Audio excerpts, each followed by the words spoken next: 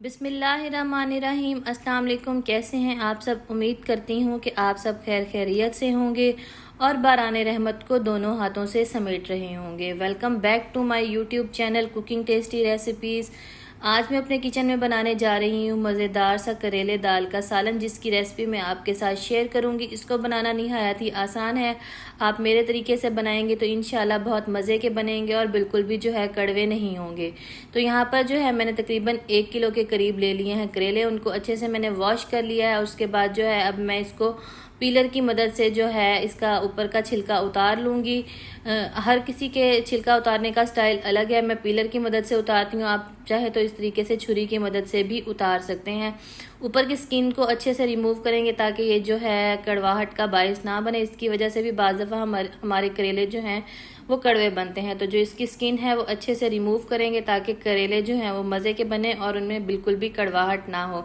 तो ये देखें, तमाम करेलों को इसी तरह मैं अच्छे से जो है उनका छिलका उतार लूँगी। मैं पीलर की मदद से ही करती हूँ, मुझे इस तरह करने से जो है इजी होता है। कुछ लोग जो हैं वो इसको छुरी की मदद से भी इसका जो छिलका है वो रिमूव करते हैं। तो जिस तरीके से मर्ज़ी आप इजीली इसका छिलका रिमूव करना चाहें आप इसका छिलका रिमूव कर सकते हैं, लेकिन जो है इसका छिलका वो अच्छे से रिमूव होना चाहिए। तो ये देखें, इस तरह हम छुरी की मदद से भी कर सकते हैं। छुरी की मदद से मुझसे ज़रा मुश्किल होती है क्योंकि मैं मोस्टली काम जो है वो पीलर की मदद से ही करती हूँ। सब्जियाँ मैंने पील ऑफ करनी हो तो पीलर की हेल्प से ही पील ऑफ कर लेती हूँ, तो मुझे उससे ज़्यादा आसानी होती है। तो जो लोग छुरी का इस्तेमाल करते हैं वो बेशक छुरी से भी कर सकते हैं, लेकिन जो मेन चीज़ है वो इसका जो ऊपर का छिलका है वो अच्छे से रिमूव होना चाहिए ताकि वो कड़वाहट का बायस ना बने। तो यहाँ पर तमाम करेलों को मैं अच्छे से जो है वो साफ़ कर लूँगी, उनका छिलका जो है वो उतार लूँगी। तो आपसे रिक्वेस्ट है कि अगर आप मेरे चैनल पर नए हैं तो मेरे चैनल को लाइक कर दें, सब्सक्राइब कर दें, बेल आइकन को प्रेस कर दें ताकि मेरी आने वाली हर नई वीडियो का नोटिफिकेशन जो है वो बर वक्त आप तक पहुँच सके। और मज़ीद अच्छी वीडियोज़ के लिए आप मेरे चैनल का विज़िट ज़रूर करें। बहुत सी मज़ेदार और इंटरेस्टिंग वीडियोज़ जो हैं वो मेरे चैनल पर अवेलेबल हैं।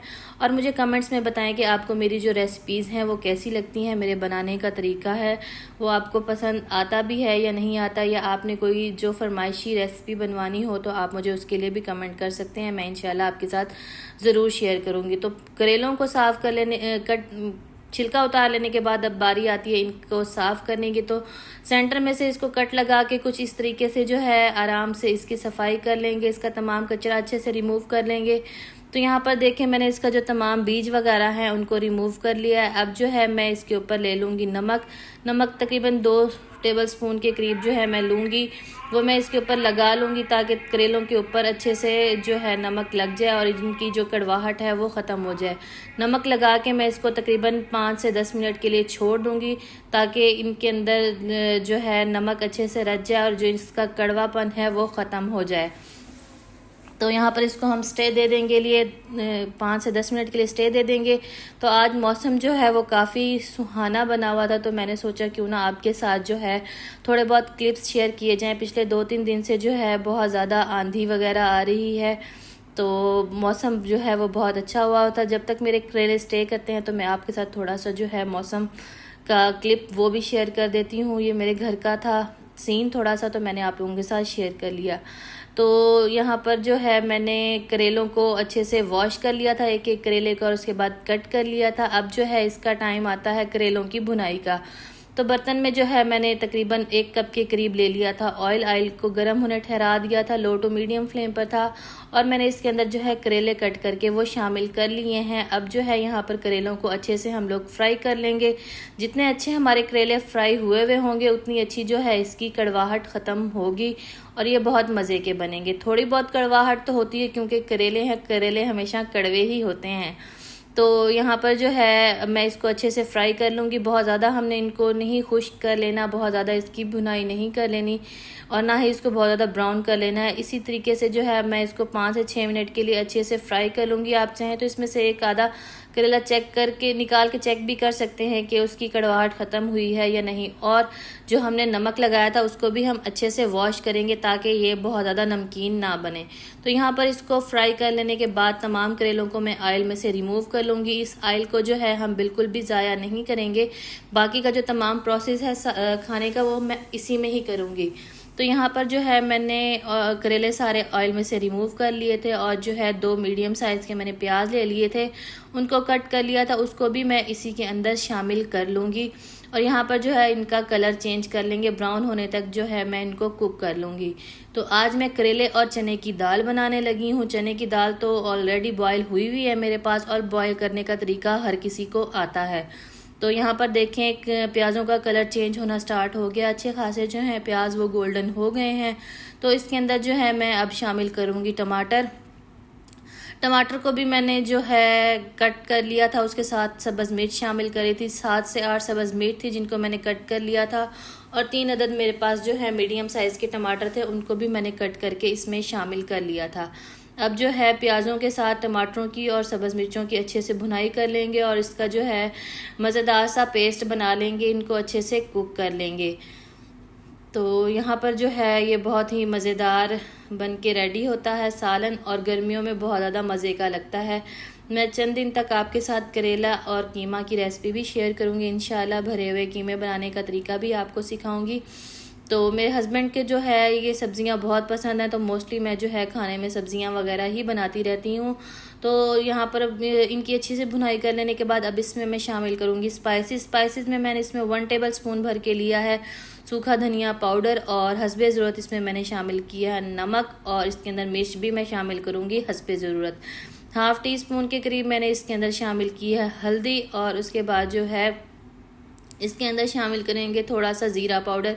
ज़ीरा पाउडर मैं अपने खानों में इसलिए इस्तेमाल करती हूँ क्योंकि मुझे इसकी खुशबू जो है वो बहुत मज़े की लगती है, और मैं इसको जो है घर पर ही ड्राई रोस्ट करके उसके बाद जो है मैं इसको वो कर लेती हूँ, पीस लेती हूँ, तो ये इसकी खुशबू और भी मज़े की लगती है। तो यहाँ पर थोड़ा थोड़ा पानी शामिल करते जाएंगे और मिसाले की भुनाई करते जाएंगे ताकि मिसाला जो है नीचे ना लगने पाए। ड्राई स्पाइसेस डालने के बाद जो है ये थोड़ा बहुत नीचे लगना स्टार्ट हो जाता है, तो इस तरीके से थोड़ा थोड़ा पानी शामिल करते जाएं और उसके बाद इसको कुक करते जाएं। तो इस पॉइंट पर मसाला जो है मेरा अच्छा खासा भुनकर रेडी हो चुका है। तो अब मैं इसके अंदर शामिल कर लूँगी चने की दाल। चने की दाल मेरे पास है तकरीबन 1/2 kg के करीब है, वो मैंने इसमें बॉयल की हुई शामिल कर ली है।